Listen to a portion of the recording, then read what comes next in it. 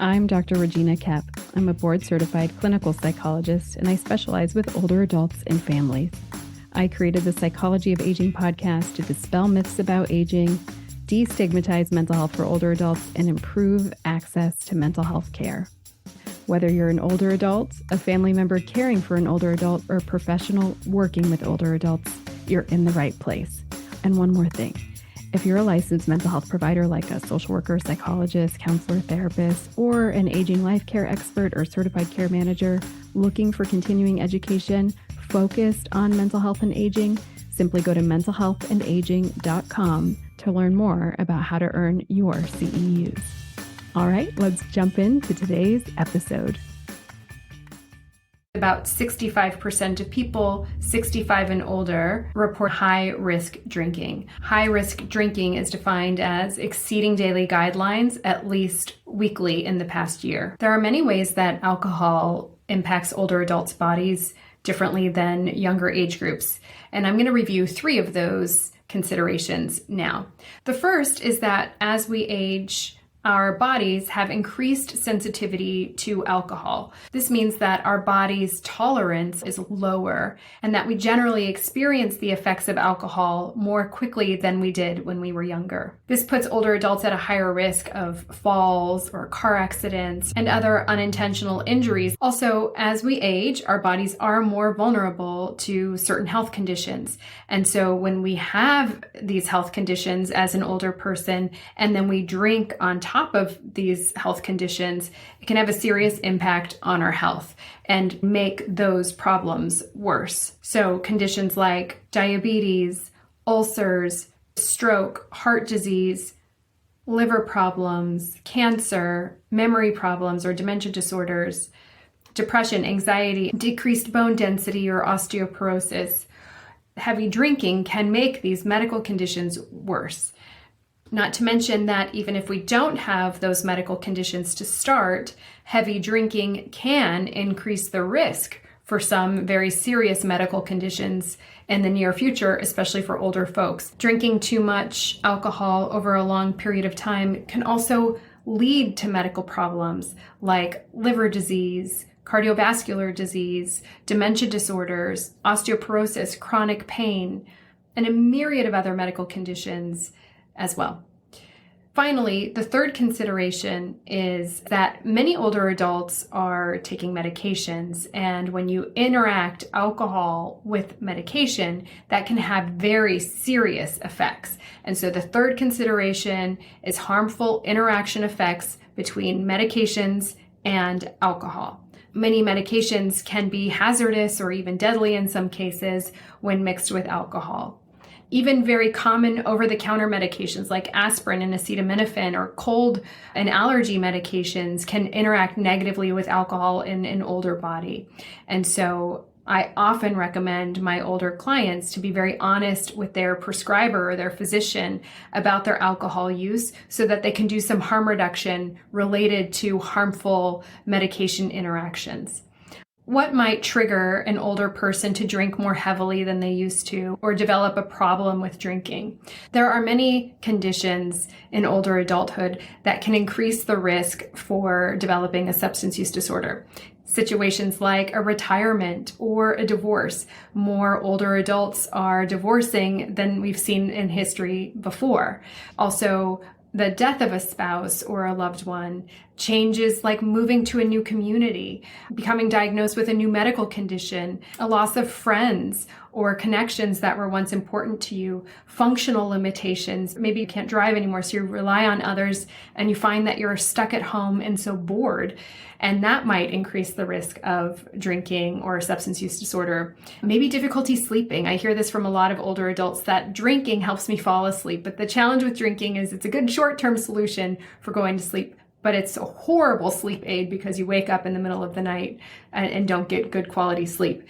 And so there are many situations that can increase the risk for older adults. And this is where you really have an important role because you could be curious about these things. How are you doing navigating these transitions?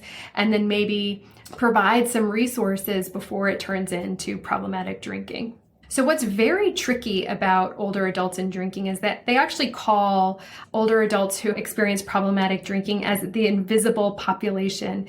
And that's because it can be really hard to detect alcohol use among older adults because some of the signs and symptoms can be misattributed to medical problems. And it can get very tricky to really identify if somebody does indeed have a substance use disorder. So some of the signs and symptoms often mimic medical conditions like passing out or seizures or dizziness or falls, unexplained bruising or skin tears, memory problems or confusion, strain in relationships, sleep problems, mental health concerns.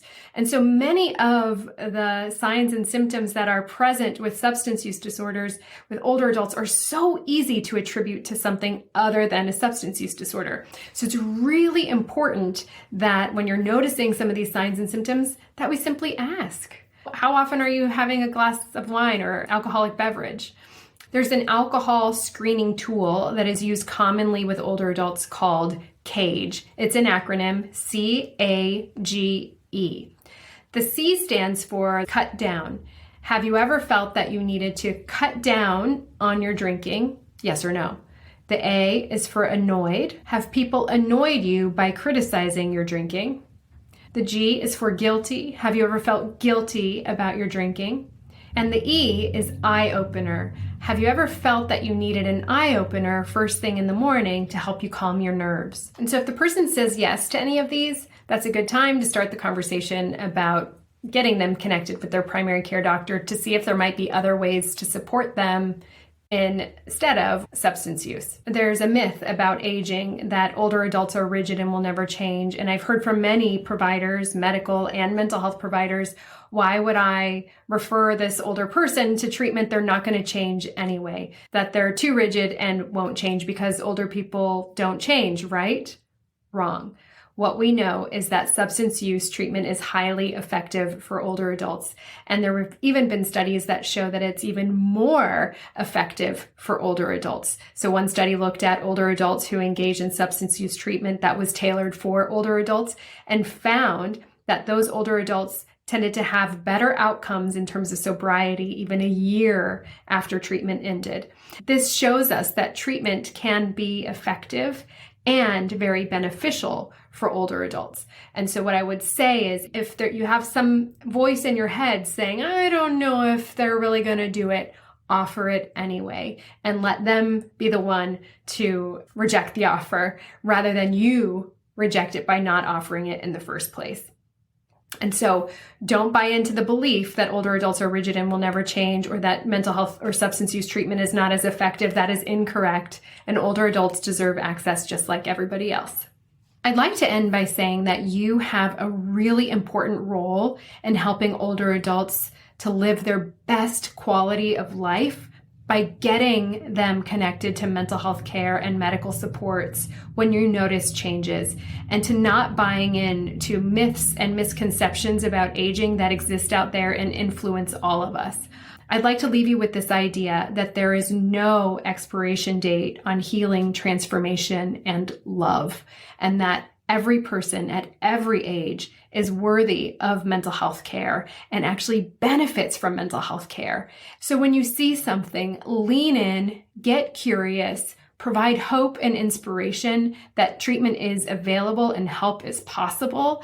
You have a really important role in dispelling these myths and getting older folks connected to care.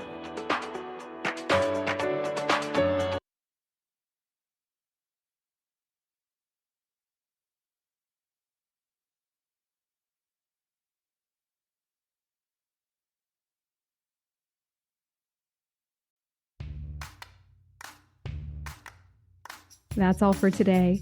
Just a reminder, if you're a licensed mental health provider looking for continuing education focused on mental health and aging, simply go to mentalhealthandaging.com to learn more about how to earn your CEUs. Calling all mental health providers. Have you been feeling ineffective, stuck, or unsure of how to best help your client with memory loss? Well, it's not your fault. Most therapists haven't had any training in addressing memory loss or cognitive changes in therapy. But I got something for you. in my free 10-minute video where I walk you through 5 steps for helping your clients presenting with memory loss. You'll learn the difference between memory loss and mental health concerns for older adults and how to help. Get this free training and a bonus workbook that you can start using in your clinic today. Simply go to www.mentalhealthandaging.com/clarity to learn more. That's www.mentalhealthandaging.com/clarity. CLARITY.